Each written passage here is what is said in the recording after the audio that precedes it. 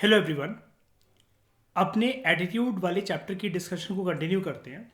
और इस लेक्चर में जो हम टॉपिक पढ़ेंगे ना, इससे थोड़े से आपको हायर मार्क्स के क्वेश्चंस लाइक 4 मार्कर और 6 मार्क का काइंड ऑफ क्वेश्चंस ये देखने को मिल सकते हैं इस वाले टॉपिक से। लेकिन टॉपिक काफ़ी इजी है, बस लिखने को इसमें काफ़ी कंटेंट है।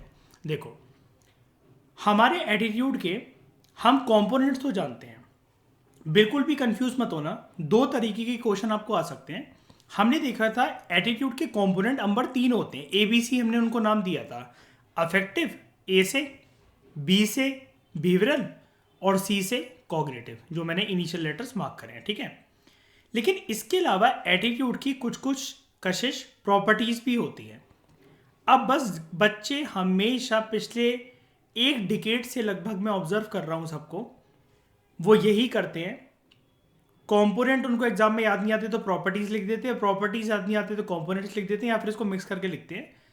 And let me tell you, मैंने पेपर चेक होते हुए करने वालों को मैं जानता हूँ, उनको हेड ऑफ द एग्जामिनर से ये ऐसे क्वेश्चन में जिसने बच्चे ने मिक्स कर रखा हो या इधर का उधर लिख दिया हो, अगर पूरे के पूरे कंपोनेंट अगर उसने ठीक लिखे ना, और एक भी अगर कंपोनेंट वाले क्वेश्चन में प्रॉपर्टी का पॉइंट डाल दिया, तो वो 6 नंबर हो चाहे 4 नंबर हो, उसको जीरो ही मिलता है।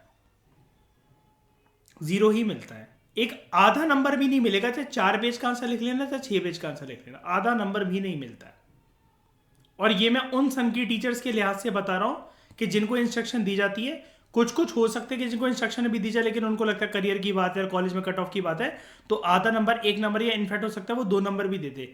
लेकिन हम इनको पकड़ कर चलेंगे क्योंकि हम जानते नहीं कि हमारा पेपर किसके हाथ में जाने वाला है, तो हम वर्स्ट से वर्स्ट सिचुएशन लेकर चलते हैं। अब वो सिचुएशन हमारे पास हो ही ना वर्स्ट से वर्स्ट सिचुएशन, तो उसके लिए हम पहले से ही संभल कर चलेंगे। सिंपल सी बात, 100 बातों की एक बात, ठीक है। इसमें फर्क पता के लगना अपने दिमाग में, ये बताना अपने आप को कि कंपोनेंट जो हैं दे आर 3।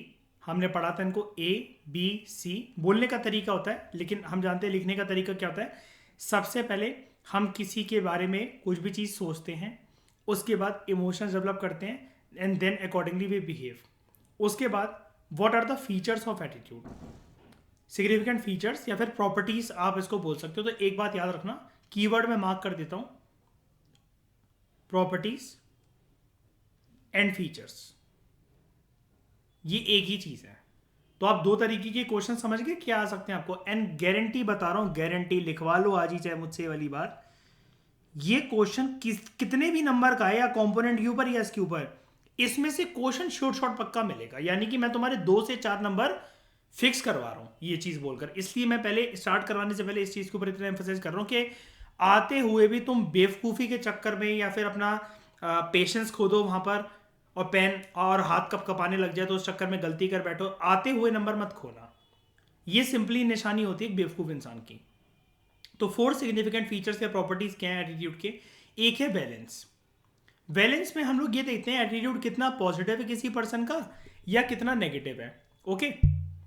फिर उसके बाद होता है एक्सट्रीमनेस। एक्सट्रीमनेस आपको पता है, या तो बहुत ज्यादा बिल्कुल एक्सट्रीम में जाकर, या बहुत कम बिल्कुल एक्सट्रीम में जाकर। एक्सट्रीम हमेशा आपको पता है ना, 2 पोल से मेजर करा जाता है। या तो पर्सन राइटेस्ट कॉर्नर में होगा या लेफ्टेस्ट कॉर्नर में होगा, यही है एक्सट्रीम, है ना। या तो नॉर्दर्न मोस्ट जगह पर होगा या सदर्न मोस्ट जगह पर होगा, राइट, यही होता है। उसके बाद सिंप्लिसिटी। एटीट्यूड हम बात करेंगे कि सिंपल एटीट्यूड और कॉम्प्लेक्स एटीट्यूड क्या होता है, और कॉम्प्लेक्स एटीट्यूड को हम लोग मल्टीप्लेक्सिटी भी बोलते हैं, ओके। एंड लास्ट होता है सेंट्रलिटी। सेंट्रलिटी इज नथिंग, मैंने आपको बताया था प्रीवियस लेक्चर के अंदर, याद है। और चैप्टर 2 के बारे में आपने जो सुन रखा होगा, एलपोर्ट की ट्रेड थ्योरी में जो कार्डिनल ट्रेड्स थे, जो सेंट्रल पार्ट होते हैं एक पर्सनैलिटी का, है ना, बताओ, ये वही चीज है। तो अब तो हमने इनको अभी के लिए नाम दे दिया है, एक बार हम जान लेते हैं इनको। बहुत बच्चों वाला टॉपिक है, बस लिखने के लिए काफी कंटेंट है इसके अंदर। सबसे पहले बात करते हैं बैलेंस। जब भी आपको ये टर्म आए ना बैलेंस, कि अगर आपको कोई 1 मार्कर का क्वेश्चन आ जाए जिसमें ये टर्म हो कि अगर हम लोग एक एटीट्यूड को बैलेंस के पैरामीटर पर देख रहे हैं, तो उसके अंदर हम क्या देख रहे हैं कि एटीट्यूड कितना सिंपल है, कॉम्प्लेक्स है, एक्सट्रीम है, पॉजिटिव है कि नेगेटिव है।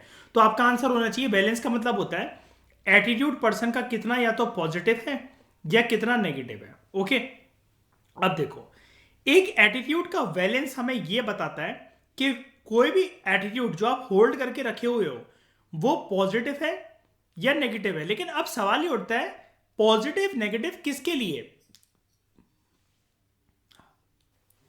वैलेंस जो है, वैलेंस में हम लोग ये देखते हैं कि एक एटीट्यूड कितना पॉजिटिव है और कितना नेगेटिव है। सवाल ये उठता है, जब हम ये बोल रहे हैं कि बैलेंस के पैरामीटर पर हम एटीट्यूड को देख रहे हैं कि वो कितना पॉजिटिव है कितना नेगेटिव है, तो सवाल ये उठता है कि हम किसके लिए देख रहे हैं। मतलब वो पर्सन के लिए फायदेमंद है या पर्सन के लिए नुकसानदायक है या फिर क्या? देखो, एक एटीट्यूड ऑब्जेक्ट के प्रति एक पर्सन का एटीट्यूड कितना पॉजिटिव है नेगेटिव है, अब याद करो। इसलिए मैं बोलता हूं चैप्टर में रिवीजन बहुत इंपॉर्टेंट है। अगर प्रीवियस ये टर्म्स जो मैंने लिखवाई थी, चिट्ठा बनवाने को बोला था, अगर वो वर्ड टू वर्ड याद नहीं है ना, इस चैप्टर में आज की क्लास के बाद एक सिंगल शब्द समझ में नहीं आने वाला है आप लोगों को। एक सिंगल भी शब्द कुछ समझ में नहीं आएगा। पॉजिटिव और नेगेटिव एटीट्यूड जो है, एटीट्यूड ऑब्जेक्ट के प्रति। अब एटीट्यूड ऑब्जेक्ट आपको याद है, हमने पढ़ा था प्रीवियस क्लासेस के अंदर, या तो वो कोई घटना हो सकती है या फिर कोई वो पर्सन हो सकता है। आप होता है ना कशिश, किसी भी एक पर्सन के बारे में हम या तो अच्छे विचार या नेगेटिव विचार होल्ड करके रखते हैं। किसी एक सिचुएशन को आप बहुत जॉली मानते हो और किसी एक सिचुएशन को आप वो मानते हो कि भाई इसके बारे में तो ना ही याद दिलवाओ, उस दिन के बारे में तो ज्यादा बेटर है। होता है ऐसा कि नहीं होता? बताओ, है ना ये वाली चीज?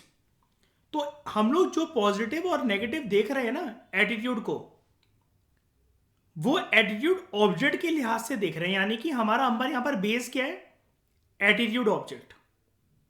कि वो इवेंट या सिचुएशन या पर्सन कितना पॉजिटिव इंपैक्ट डालता है या नेगेटिव इंपैक्ट डालता है एक इंसान के मानसिक संतुलन पर, उसके और उसके एटीट्यूड बनाने के ऊपर। इतना समझ में आया? पहले बताओ। अब जब हम पॉजिटिव और नेगेटिव बोल रहे हैं तो मुझे एक बात बताओ अंबर, आप कभी भी लाइफ में ऐसा तो नहीं होता ना कि एक दिन आप पॉजिटिव हो और एक दिन एकदम से ही नेगेटिव हो गए, या एकदम किसी सिचुएशन या टॉपिक को लेकर या किसी पर्सन को लेकर नेगेटिव हो और एकदम से ही पॉजिटिव हो गए। इसमें मूव करने की आप लोग मुझे बताओ कशिश, कुछ महीने, कुछ साल, कुछ दिन, कुछ हफ्ते लगते हैं कि नहीं लगते? यहां से यहां तक इस पोजीशन से इस पोजीशन तक जाने के लिए और इस पोजीशन से इस पोजीशन तक जाने के लिए आपको एक समय तो लगेगा ना कि ये या फिर ये वाला काम झटके से एकदम से हो जाता है।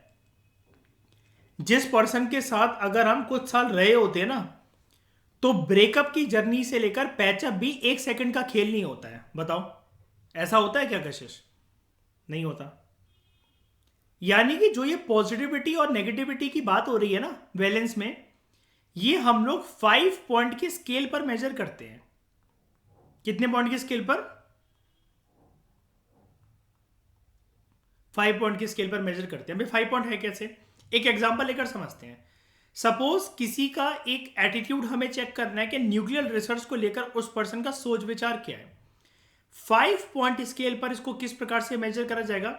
या तो पर्सन जो है वो बोले nuclear research is very bad, या वो बोले बैड। अब वेरी बैड और बैड में आप एक चीज देख रहे हो ना, यहां पर पर्सन पॉइंट नंबर 1 के ऊपर हम ये कह सकते हैं, ध्यान से देख रहे हैं नंबरों को, क्या हम ये कह सकते हैं यहां पर टोटली डिसएग्री करता है कि नहीं होनी चाहिए न्यूक्लियर रिसर्च? बताओ जरा। 2 में फिर भी ही और शी एग्रीज अ बिट। 3 में वो न्यूट्रल है कि वो कहता है कि उसको नहीं पता कि अच्छा होगा क्या बुरा होगा। अगर वो उसका स्कोर 4 है तो वो कहता है ठीक है it can be done, and 5 है तो वो कहता है वेरी गुड। यानी कि 5 में वो 100% टोटल तरीके से एग्री करता है। बताओ हाँ कि ना? तो क्या मैं ऐसा भी कह सकता हूं कि वैलेंस के अंदर अगर स्केल 1 से 5 तक ली जा रही है, अब ये मत सोचना नंबर आया कैसे कि हम हमेशा 1 से 5 तक लिखते हैं, ये एक बोलने का तरीका है। क्योंकि किसी भी पर्सन का कोई भी ओपिनियन, अब अंबर आपको कोई पसंद आया, किसी से नफरत करने लगो, तो एकदम से आप वेरी बैड से वेरी गुड में कुछ सेकंड और कुछ घंटे कुछ दिन में तो शिफ्ट नहीं हो जाओगे ना। आपको एक जर्नी से तो गुजरना पड़ेगा ना कि ठीक है हाँ यार कोई बात नहीं, वो इतना भी बुरा नहीं है, वो सिर्फ बुरा है। या फिर आप उसके बाद कहने लगो यार मुझे नहीं पता यार वो अच्छा है कि बुरा है, मेरी उससे बात ही नहीं होती। फिर आप कहने लगो नहीं नहीं, अगर आपकी हेल्प होगी, नहीं नहीं वो पर्सन अच्छा है, और कोई बहुत बड़ा जिंदगी में आपका काम कर दिया हो, आपकी जान बचाई हो, किसी अपने की जान बचाई हो, तो आपका एटीट्यूड यहां से यहां शिफ्ट कर जाएगा। लेकिन मैं अगेन इस क्वेश्चन पे आता हूँ, कशिश क्या ये कुछ घंटों, कुछ मिनटों का, कुछ सेकंड का खेल है क्या? किसी भी एटीट्यूड ऑब्जेक्ट के प्रति अपना ओपिनियन बनाना, ऐसा नहीं ना। तो क्या मैं ये कह सकता हूं, मतलब इस वैलेंस वाले टॉपिक से, ये जो नंबर वन प्रॉपर्टी है वैलेंस की, क्या मैं इससे ये कह सकता हूं कि वैलेंस के अंदर जो एक्सट्रीम पॉइंट्स हैं, क्या पॉइंट्स हैं Kashish extreme points? Point number one and number point number 5, right? Agree? तो क्या मैं इसको ये बोल सकता हूं कि वैलेंस से ही डिराइव होकर जो एक्सट्रीम पॉइंट्स हैं कि पर्सन बिल्कुल ही एग्री करता है और बिल्कुल ही एग्री नहीं करता, क्या इसको मैं सेकंड प्रॉपर्टी नहीं बना सकता एटीट्यूड की? एक्सट्रीमनेस हो गए ये पॉइंट, एक्सट्रीमनेस, हाँ कि ना? इसी से हम ना सेकंड कंपोनेंट बनाएंगे एटीट्यूड का, एक्सट्रीमनेस। अभी इस पे आते हैं, लेकिन ये चीज मैंने आपको पहले ही बता दी, क्योंकि अब एक सेकंड, एक मिनट, क्योंकि स्केल की बात हो रही थी ना, तो बैलेंस का भी और पढ़ाता हूं, लेकिन स्केल की बात हो रही थी तो मैंने आपको ये बता दिया कि बैलेंस जो है, बैलेंस और एक्सट्रीमनेस में कोई गैप नहीं। जैसे आप यहां पर देखोगे ना, देखो ये भी वही वाली बात कर रहा है, इसलिए मैंने आपको पहले ही समझा दी ताकि आपका टाइम बच जाए। वहां पर रेटिंग 1 और 5 एक्सट्रीम रेटिंग्स है, मतलब या तो पर्सन कंप्लीटली किसी को जिंदगी में आने दे रहा है, कंप्लीटली रिजेक्ट कर रहा है, उसका सो एटीट्यूड नहीं। जैसे बहुत सारे लोग होते हैं कशिश, अब जैसे 1000 तरीके के तुम्हारे दोस्त होते होंगे, लड़कियां दोस्त भी, लड़के दोस्त भी, करोड़ों तरीके के लौंडे लपाड़ों से तुम मिल चुके होंगे। लेकिन घर पे जिनको भी इंट्रोड्यूस करवाते हो, पहली बात तो है, हर हर कोई आपके घर में घुस नहीं सकता, हर लड़का या हर लड़की क्लास के या फिर जो भी आपके दोस्त है सोसाइटीज के, अंबर आपके साथ भी सेम होगा। लेकिन जब भी कोई ऐसा पर्सन आता है तो उसको दोस्त बोल के इंट्रोड्यूस करवाते हो ना, जब चाहे उससे मिले हुए 2 दिन हुए हो, चाहे 1 हफ्ता हुआ हो, चाहे सालों से जानते हो, दोस्त ही बोलते हो ना घर पे। लेकिन कुछ ऐसे लोग हैं ना जो आपकी लाइफ में एक बहुत प्रोमिनेंट प्लेस ऑक्यूपाई करके रखते होंगे, और कुछ लोग होते होंगे कि आप उनको ठस्सा देते होंगे। ठस्सा इन द सेंस कि यार अभी मैं हूं नहीं, अभी मैंने फोन देखा नहीं, मैं अवेलेबल नहीं था, फोन चार्ज नहीं था, या फोन को फ्लाइंग मोड पर डाल देना, ठीक है? या फिर उनसे मतलब साफ साफ बोल देना, मतलब मुझे तेरा कॉल मैसेज करना पसंद नहीं है, या हमारी बात नहीं हो सकती, ये चीज़ है। तो क्या ये एक्सट्रीमनेस वाली चीज़ बताना, अब जिसको आपने ये बोल दिया कि आपको यार मुझे तेरे से बात करना पसंद नहीं है, अब क्या आप एकदम से उसको बात करने लगोगे? क्या मतलब जिसको आपने ये बोला नंबर 1 पॉइंट पर, आपको उससे बात करना बिल्कुल पसंद नहीं है, तो क्या आप उसको अगली सुबह उठ के क्या अपना हस्बैंड बॉयफ्रेंड बना लोगे, या वाइफ बना लोगे, या गर्लफ्रेंड बना लोगे? बताओ, ये एकदम से तो शिफ्ट नहीं हो सकता ना कभी भी ऐसा। ये चीज़ है। हाँ अब बताओ अंबर, क्या कह रहे थे? बेसिकली कुछ बोल रहे थे आप। हाँ हाँ।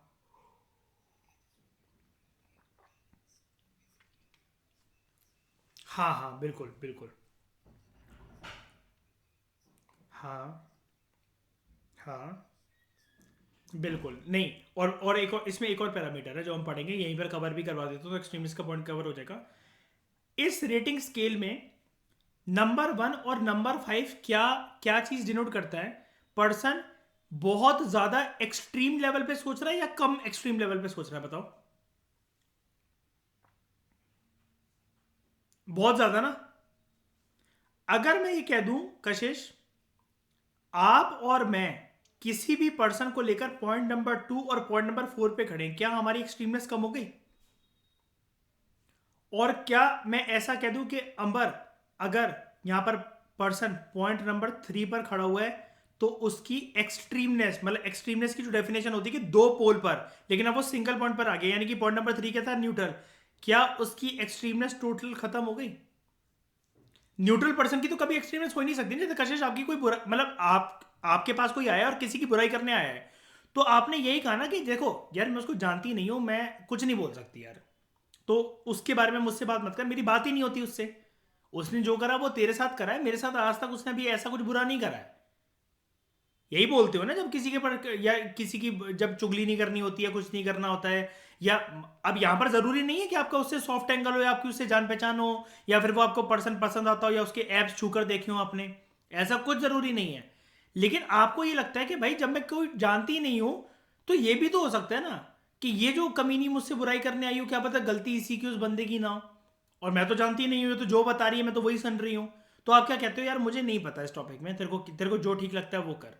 जब आप ऐसा बोलते हो उसका मतलब आप बिल्कुल एक्सट्रीम नहीं हो। और मान लो कशिश गुस्से में, और कशिश बोल रही काट के फेंक दे इसको, इसको तू मनाली जा इसके साथ ट्रिप पर, और पहाड़ों से बेबी बेबी बेबी करते हुए धक्का दे देना इसको, ना रहेगा बंदा, ना होएगी रिलेशनशिप में कलेश। नहीं कशिश? ये हो गया एक्सट्रीम पॉइंट। और या फिर अगर कशिश ये बोल रही है कि कोई बात नहीं ना, रिलेशनशिप में सुन लेते हैं, कोई बात नहीं ना, रिलेशनशिप में मार खा ही लेते हैं, कम से कम तेरे को प्यार तो करता है, और तुझ जैसी भुंडी शक्ल वाली को और कौन ही मिलेगा बता। तो इसका मतलब आप बहुत लवी टवी होकर उसको बता रहे हो कि एक्सट्रीम नंबर पॉइंट पे रहे, चाहे जो मर्जी तू सहन कर रही है, लेकिन you should always be happy. है ना कशिश?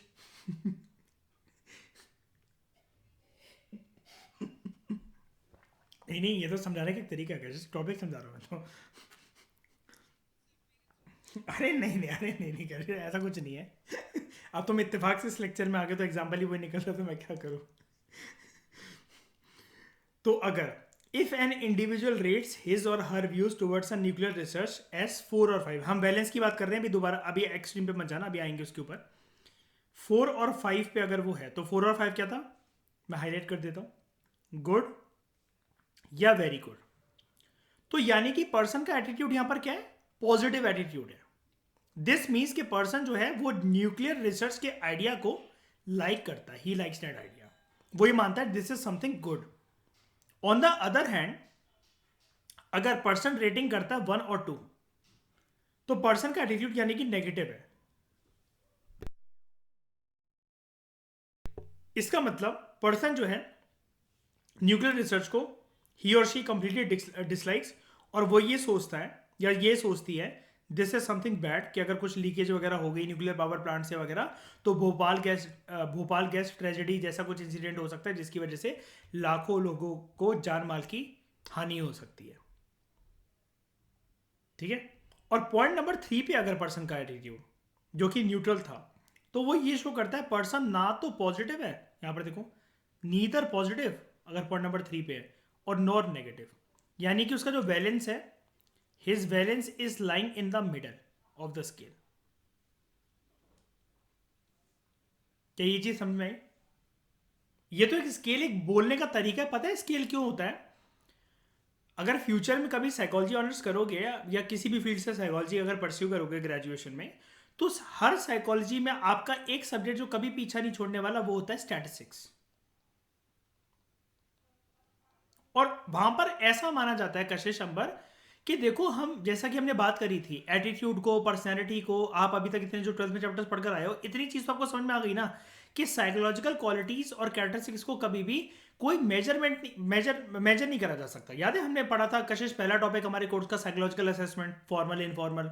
तो उसमें कभी भी ये नहीं बोल सकते हम कि कशिश आज ना 2 किलो खुश लग रही है, आज तो इसके अंदर 4 लीटर गम भरा हुआ है, ठीक है, या फिर ये 15 किलोमीटर जो है आज ये थोड़ा सा, ये इसके 15 किलोमीटर के मूड स्विंग्स हो रहे हैं। हम कभी भी साइकोलॉजिकल क्वालिटीज को कुछ एक किलो में, लीटर में कुछ बोल ही नहीं सकते, लेकिन फिर भी कुछ तो बताना पड़ेगा ना। जैसे अगर आप फॉर एग्जांपल कोई भी पर्सन एक पेशेंट है, या कल को कोई भी पर्सन परेशान चल रहा है, तो उसको यहां से यहां तक लेकर जाने में हमें उसको बताना तो पड़ेगा ना कि उसने कितना इंप्रूव कर लिया है, उसका स्कोर 1 हो गया है या 2 हो गया है या 9 हो गया है, और पहुंचना उसे यहाँ तक 100 तक है। तो स्कोप ऑफ इंप्रूवमेंट के लिए एक तो चीज कुछ ना कुछ रिपोर्ट प्रिपेयर करेगा ना साइकोलॉजिस्ट, इसलिए यहाँ पर ये नंबर दिया जाता है। अब एक बात बताओ, जैसे खुश और दुखी बोलना होता है, अब इस टॉपिक को बिना नंबर के हम समझ ही नहीं सकते, पॉजिटिव और नेगेटिव को। क्या हम ये बोलेंगे पर्सन न्यूक्लियर रिसर्च को 2 लीटर लाइक करता है, या फिर वो ये बोल रहा है कि 4 किलो बेकार है, ये वो इसमें से 50% पार्ट बेकार है। अब जैसे अगर आप ही बोलो कि आज मैंने ना सैड और हैप्पी दोनों फील करा, 50-50% मेरा था, अब ये क्या बात हुई, इसको मैं जान सकता हूं क्या? ये तो आप बता रहे हो सकता है आप अपने बारे में खुद भी ना जानते हो। तो ये एक खतरनाक चीज होती है साइकोलॉजी में, जो कि बहुत सारी रिसर्च को फेल प्रूव कर देती है। तो लेकिन फिर भी हमें कुछ तो करना ही है ना, क्योंकि अल्टीमेटली साइकोलॉजी का एक सबसे बड़ा ड्रॉबैक ये होता है, देखो साइकोलॉजी कोई भी कंडक्ट करे आपके ऊपर, साइकोलॉजिस्ट, क्लिनिकल साइकोलॉजिस्ट या साइकेट्रिस्ट, सबकी एक लिमिटेशंस है। क्या लिमिटेशन है? आपके अंदर जो चीज चल रही है ना, वो सिर्फ आप ही जान सकते हो और कोई नहीं जान सकता। एक पॉइंट ऐसा आता है कि हर चीज ए टू जेड थोड़ी ना पता लगा सकता कोई आपके अंदर से। आप क्या सोच रहे हो वो तो सिर्फ आप ही जानो। अब बात करते हैं सेकंड उसकी प्रॉपर्टी की या फीचर की, एक्सट्रीमनेस। एक्सट्रीमनेस एक एटीट्यूड का ये इंडिकेट करता है, देखो बैलेंस ही डिराइव हुआ है, अब हम इस चीज को प्रूव करते हैं कि एक पर्सन का जो एटीट्यूड और नेगेटिव एटीट्यूड था ना किसी एटीट्यूड ऑब्जेक्ट के प्रति, वो कितना पॉजिटिव और कितना नेगेटिव है। यानी कि हम कभी कभार कशिश बोलते नहीं है जैसे, यार मनहूस बातें करने की भी तेरी एक सीमा होती है भाई, तू कितनी नेगेटिव है, तू कितना नेगेटिव है। या फिर कोई कोई पर्सन से आप बोलते होगे, यार तुम तो हर सिचुएशन में पॉजिटिव रहते हो, यार तुम तो हर सिचुएशन में एक एंगल जानते हो देखना, तुम कितने पॉजिटिव हो।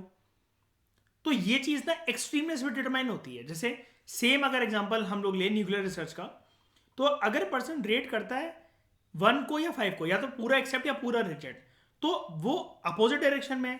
तो यहां पर एक्सट्रीमनेस जो होगी ना वो सबसे हाई होगी। और जैसे कि मैंने आपको पहले ही बता दिया था, रेटिंग 2 और 4 जो होंगे वो लेस एक्सट्रीम होंगे। हम आप पोल पे नहीं है ना, बिल्कुल 1 और 5 पे नहीं है। अब हम आ गए 2 और 4 पे, और अंबर को हमने रखा था पॉइंट नंबर 3 पे। न्यूट्रल जो है वो लोएस्ट एक्सट्रीमनेस है। लोएस्ट एक्सट्रीम मतलब एक्सट्रीमनेस यहां पर है ही नहीं। पहली बात, एक्सट्रीमनेस के लिए दो चीजें चाहिए पड़ती है ना, या तो पर्सन जो है एक ओपिनियन को फेवर करता हो, या बहुत ज्यादा फेवर करता हो कि कुछ भी हो जाए, भगवान आके भी बोलते तब भी ये चीज तो मेरे दिमाग से मिट रही नहीं है। आपको कोई हर्ट कर दे कशिश, बताओ जरा, और फिर आपको कहे यार भूल जाना क्या हो गया यार, हर कोई हर्ट होता रहता, तू भी हो जा थोड़ी सी। अब ये कोई करने वाली बातें होती है, बताना कशिश, उसके दांत बचेंगे? है ना, यही चीज होती है। अब बात करते हैं सिंप्लिसिटी एंड कॉम्प्लेक्सिटी। इसकी और ये वाला जो टॉपिक है ना, सिंप्लिसिटी और कॉम्प्लेक्सिटी, इसके ऊपर अलग से क्वेश्चन आ सकता है। आई रिपीट, इसके ऊपर 2 या 3 मार्कर का अलग से क्वेश्चन आ सकता है, क्योंकि बच्चों को ना डिफाइन करना नहीं आता।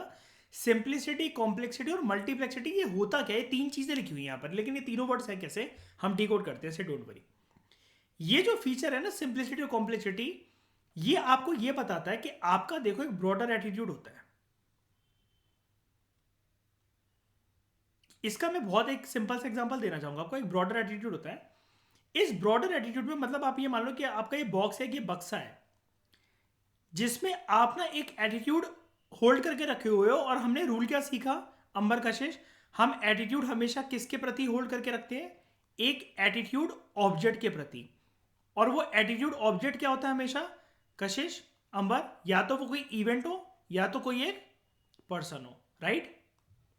अब देखो, अगर मैं यहां पर एक एग्जांपल ले लू ना, इसका जो ये बोल रहा है कि ब्रॉडर एटीट्यूड, ब्रॉडर एटीट्यूड में मतलब कशिश आपका एग्जांपल ले लेते कि आप ये बोलो कि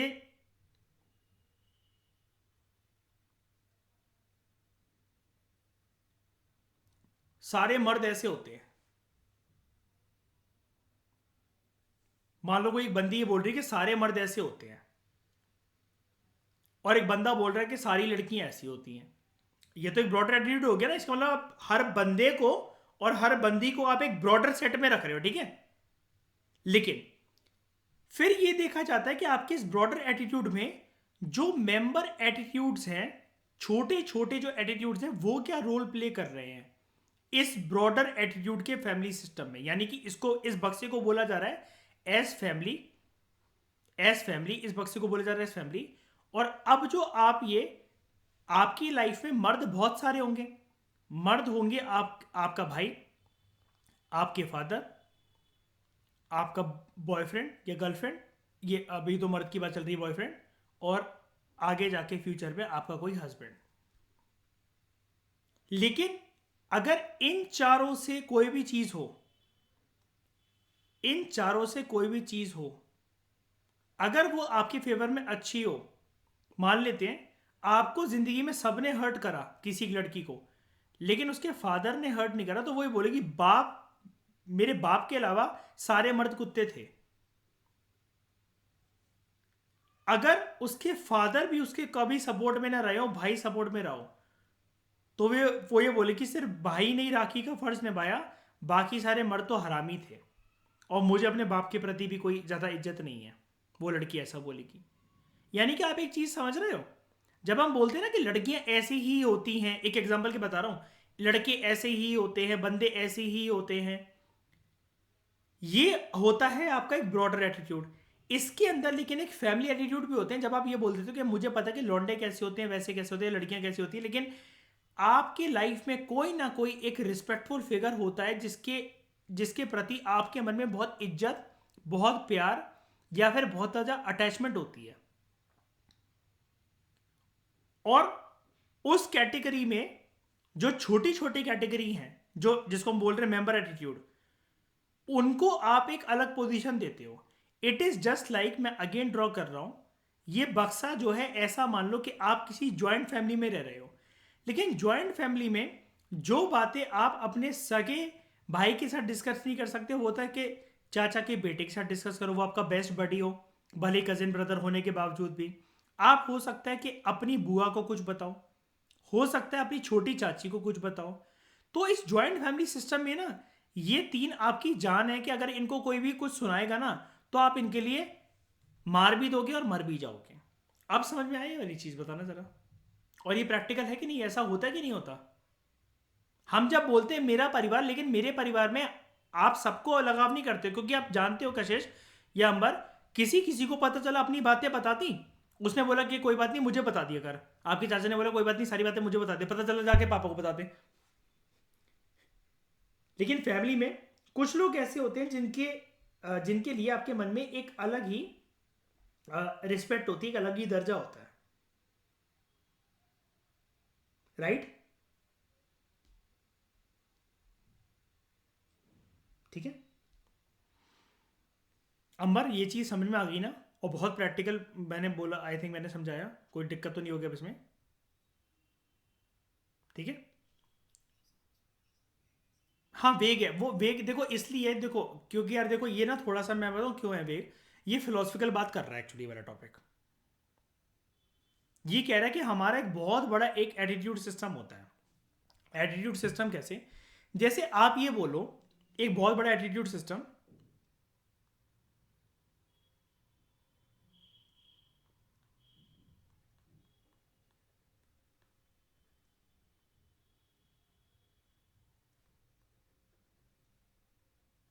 और ये कशिश है, नो बडी लव्स मी, कोई प्यार ही नहीं करता मुझसे, है कशिश। कह रही सब कुछ मैं ही तो हूँ, सब मैंने करा है। अब ये एक ब्रॉडर सेट है, लेकिन फिर अगर कोई प्यार नहीं करता, तो तुम्हारे चेहरे पे दिन में एक ना एक बार कोई ना कोई पर्सन वो मुस्कुराहट कैसे ला देता है। कोई फ्रेंड हो, कोई कलीग हो, कोई क्लासमेट हो, घर पे आके किसी से किसी भी तरीके का कोई हंसी मजाक हुआ हो, तो ये सब चीज़ें कैसे वर्क कर रही हैं, यानी कि ज़िंदगी में एक सेट ऑफ लोग तो पक्का है ही, जो पूरे जीवन को तुम कह रहे हो कि जितने भी पर्सन से सिंस बर्थ में मिला हूं या मिली हूं, वो मुझे प्यार नहीं करते, लेकिन फिर भी इस कंप्लीट सेट में कुछ मेंबर्स तो ऐसे हैं जो कि रोज रिस्पॉन्सिबल है तुम्हारे चेहरे पर स्माइल लाने के लिए, तुम्हारी सड़े हुए थोपड़े को उसमें से 32 इंच की टीवी निकालने के लिए। 32 इंच की टीवी मतलब 32 दांत जो होते हैं वो देखें, इतना तुम खिलखिला के हंसो, ऐसे लोग भी हैं। तो फिर ये चीज जो है ना, ये होती है आपका ब्रॉडर एटीट्यूड। और इसके अंदर जो वो लोग हैं जो आपके चेहरे पे मुस्कुराहट ला रहे हैं, they are just like members of a joint family. And joint family है यहाँ पर आपका broader attitude and nobody loves me this topic. And member attitude कैसे, कुछ लोग लेकिन फिर भी ऐसे हैं कि जो आप जिनको टाइम देना पसंद करोगे।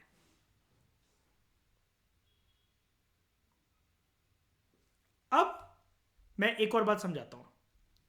अगर आपकी जिंदगी ना पूरी की पूरी उजड़ी पड़ी है, यानी कि आप एक ब्रॉडर सेट ऑफ टॉपिक पे, आप मुझे कोई एक ब्रॉडर सेट ऑफ टॉपिक आप लोग बताओ जरा, कोई एक एग्जांपल दो जरा कैसे, जो हम ब्रॉडली कोई चीज़ एक कैटेगराइज करते हैं अपनी ज़िंदगी में कुछ भी।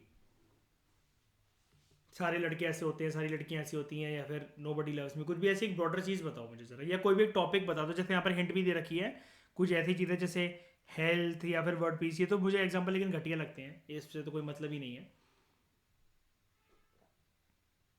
आप मुझे कोई ऐसी ब्रॉडर चीज़ बताओ।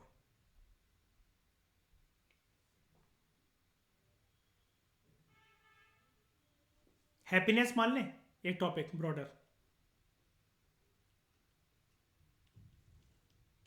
ये है हैप्पीनेस एक ब्रॉडर टॉपिक। अब ध्यान से सुनना, बिल्कुल ध्यान से सुनना, कंप्लीट फोकस के साथ। आपके एटीट्यूड सिस्टम को, हम लोग टॉपिक क्या पढ़ रहे हैं, सिंप्लिसिटी, कॉम्प्लेक्सिटी या मल्टीप्लेक्सिटी। आपके एटीट्यूड सिस्टम को सिंपल तभी बोला जाएगा अगर उसके अंदर एक या फिर थोड़े इक्के दुक्के एटीट्यूड्स हों, और कॉम्प्लेक्स तब बोला जाएगा अगर उसके अंदर बहुत ज्यादा एटीट्यूड्स हो। यानी कि अब इस हैप्पीनेस की डेफिनेशन से समझते हैं, इस चीज को हैप्पीनेस के कंटेक्स्ट से समझते हैं। आपका एटीट्यूड, पहले मैं सिंपल बनाने जा रहा हूं, सिंपल कम। सिंपल कब, जब आप ये कहते हो देखो यार मैं इस पृथ्वी पर रिश्ते निभा रहा हूं या निभा रही हूं मेरी फैमिली के अलावा और मेरे क्लोज्ड 5 फ्रेंड्स के अलावा सारी दुनिया मतलबी है। यानी कि आप हैप्पीनेस को एक लिमिटेड नंबर ऑफ चीजों से डिफाइन कर गए ना आप अपनी जिंदगी में, कि बाकी सबसे मैं बोल लेता हूं, बोल लेती हूं, काम निकलवा लेता हूं, काम दे देती हूं, लेकिन फिर भी मुझे पता है my real happiness lies in them, मेरी जान बसती है इन लोगों में। That means this is your simple component of attitude, कि आपने लिमिटेड नंबर ऑफ लोगों को जोड़ा अपनी हैप्पीनेस के लिए। अब लेकिन अगर आप ये बात कर रहे हो ना हैप्पीनेस की, कि यार मेरी फैमिली मेरी दुश्मन बड़ी बड़ी रहती है, मेरे गर्लफ्रेंड के साथ मेरे बॉयफ्रेंड के साथ मेरे इश्यूज चल रहे हैं, कुछ सब बढ़िया नहीं चल रहा, मेरे स्टडीज़ भी बेकार चल रही हैं, मेरी हर जगह से कंप्लेंट आ रही है, मैं किसी चीज़ में अच्छा नहीं हूँ, किसी चीज़ में अच्छी नहीं हूँ, मेरी लुक्स बिगड़ती चली जा रही हैं। अगर ऐसी बातें अगर ये पर्सन कर रहे हैं ना, और इन बहुत सारा तिगड़म को खिचड़ी पका पका कर अपनी हैप्पीनेस को रिलेट करने की कोशिश कर रहा है, मैं ऐसा नहीं दिखता, मैं वैसा नहीं दिखता, मैं ऐसा नहीं बोलता, मैं वैसे नहीं बोलता, कोई मुझे प्यार नहीं करता, कोई ये नहीं करता, टेम्प्ररी खुश हैं तो देखो सब मुझे डांट देते हैं, उस बड़े वाले बच्चे को ज़्यादा लाड करते हैं, उससे तो कुछ कहते ही नहीं है, सारे काम मुझसे करवाने हैं, सुनाना भी मुझे है। अगर ऐसी चीज़ें हैं ना, और हैप्पीनेस को इतनी सारी चीज़ों से रिलेट करके देखा जा रहा है, तो आपका तो आपका एटीट्यूड सिंपल ना हो के आपका एटीट्यूड कॉम्प्लेक्स, इसका मतलब। क्योंकि कॉम्प्लेक्स मतलब क्या, ये जो ऊपर मैंने हैप्पीनेस में इतने सारे लोग जोड़ दिए, क्या इसने कशिश, उलझने और झंझटें नहीं बढ़ाती, बताना जरा, बढ़ा दी ना। तो जब आपका एटीट्यूड सिंपल तभी होगा जब उसके अंदर एक या दो तीन टॉपिक्स हो मुश्किल से, और कॉम्प्लेक्स तब होगा जब उसके अंदर बहुत सारे एटीट्यूड्स हो।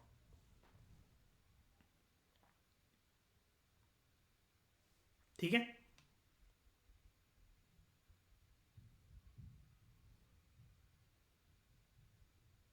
ये टॉपिक बस इतना ही था, ये वाला सिंपलिसिटी और कॉम्प्लेक्सिटी। और जब आपका एटीट्यूड कॉम्प्लेक्स चीज़ों से बनता है, तब हम उसे यही तो कह सकते, यही तो कहते हैं ना, आप मल्टीपल चीज़ों को लेकर नहीं चल रहे थे। ऊपर वाले एग्जाम्पल के अंदर आप लोग, अगर आप रिलेट करने की कोशिश करो कि आपकी हैप्पीनेस के लिए क्या क्या रिस्पॉन्सिबल है, तो आपने ही तो कॉम्प्लेक्स बनाया सिचुएशन को इतने सारी चीज़ों को रिलेट करके। देखो, दो तरीके के लोग होते हैं, मैं लास्ट एग्जांपल और बता देता हूँ, पूरा क्लियर हो जाएगा। देखो, दो तरीके के लोग होते हैं। एक होते हैं जो ना ये जानते हैं कि पूरी की पूरी दुनिया की हैप्पीनेस और शांति हमारे अंदर ही बसती है, और इसके लिए हमारे पास मेडिटेशन का रास्ता है, मेडिटेशन का जरिया है। क्योंकि ऐसे लोगों का सिंपल सा एक मीनिंग होता है लाइफ का, तुम क्या लेकर आए थे और क्या लेकर जाओगे। गीता का पहला श्लोक, पहला अध्याय, कृष्ण जी के वचन। और आंसर उनका मन कशिश क्या कहता है? अरे कोई बात नहीं, नंगे आए थे नंगे जाओगे। यानी कि हैप्पीनेस किसी के साथ जोड़नी नहीं चाहिए, क्योंकि पैदा होते हुए अस्पताल में कोई हाथ पकड़ कर पैदा नहीं हुआ था। और कितना भी प्यार कर लो, तुमसे कोई कितना भी प्यार कर ले, तुम्हारी अर्थी पर बैठ के कभी कोई नहीं जाने वाला। दूसरे वो कैटेगरी के लोग, अब ये तो हो गया सिंपल कंपोनेंट, मतलब ये हैप्पीनेस के लिए सिर्फ विद इन ही सर्च कर रहे हैं, ये सिंपल पर्सन है। इसके एटीट्यूड को हम कहेंगे, इसका एटीट्यूड सिंप्लिसिटी वाला एटीट्यूड है। अब एक पर्सन है, बंदा या बंदी, वो काफी मेटेरियलिस्टिक है। उनके पास सारे के सारे जितने भी शौक पूर्ति करने के लिए हो सकते हैं वो हैं, लेकिन हमेशा they are on the complaining mode. मेरा ये ठीक नहीं, मेरा वो ठीक नहीं, ऐसा नहीं वैसा नहीं, उसने मुझसे ऐसे कह दिया वैसे कह दिया, कोई प्यार नहीं करता, घर में कुछ चीज़ें क्या कहते हैं मेरे लिए ठीक नहीं चल रही, मुझसे कोई तमीज़ से बात नहीं करता, दोस्त यार मुझे पूछते नहीं है, मुझे डर है कि मैं अकेले ना रह जाऊं, मैं अकेले ना मर जाऊं। ये चीज़ें होती हैं। और वैसे प्रैक्टिकली कोई बाहर से देखा कर ऐसे पर्सन को कि यार तेरे पास कितनी सारे साधन है, कितने सारे सुख सुविधाएं हैं, लेकिन फिर भी तेरी जिंदगी में बाबू सोना और रोना रोना लिखा रहता है। और ये जो पर्सन परेशान है, इतने सारी चीजें जो जिंदगी में एक साथ लेकर जो चल रहा है, इसके एटीट्यूड को हम कहेंगे कॉम्प्लेक्सिटी वाला एटीट्यूड। अब समझ में आया? ये पर्सन ने तो साफ एक चीज डिसाइड कर रखी है भाई कि अटैचमेंट लीड्स टू सफरिंग। तो हैप्पीनेस अल्टीमेटली बात सबसे करनी है, खुशी जहां मिल रही है वहां ढूंढ लो, लेकिन अल्टीमेटली जो 100% सुख की जो कामना करनी चाहिए वो मुझे अपने खुद से करनी चाहिए। और दूसरे तौर पर यह पर्सन है जो कि भटक रहा है, अपनी खुशी दूसरों के कंधे पर थोप रहा है कि अगर मेरी गर्लफ्रेंड मुझसे प्यार करेगी तो मैं खुश हूं, अगर मेरी बीवी मुझे इज्जत देगी तो मैं खुश हूं, अगर मैं पापा की परी हूं तो मैं खुश हूं, मैं मां का मगरमच्छ हूं तो मैं खुश हूं। यानी कि अपनी खुशी दूसरों से रिलेट कर करके चीजें आपके अकॉर्डिंग हो गई तो आप खुश हो, घर वालों ने ट्रिप प्लान कर ली जहां पर आप जाना चाहते थे तो आप खुश हो, अगर ये सारी चीजें नहीं हुई तो आप दुखी हो, and always on the complaining mode. और ये होता है कॉम्प्लेक्सिटी, जिसको हम कहते हैं मल्टीप्लेक्सिटी। अब समझ में आया?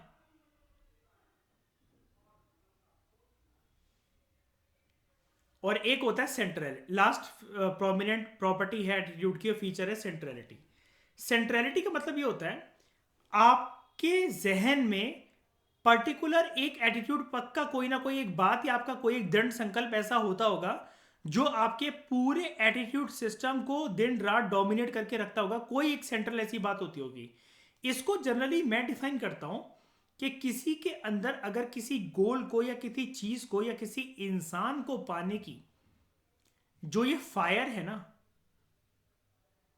जो ये आग है, दैट इज सेंट्रलिटी।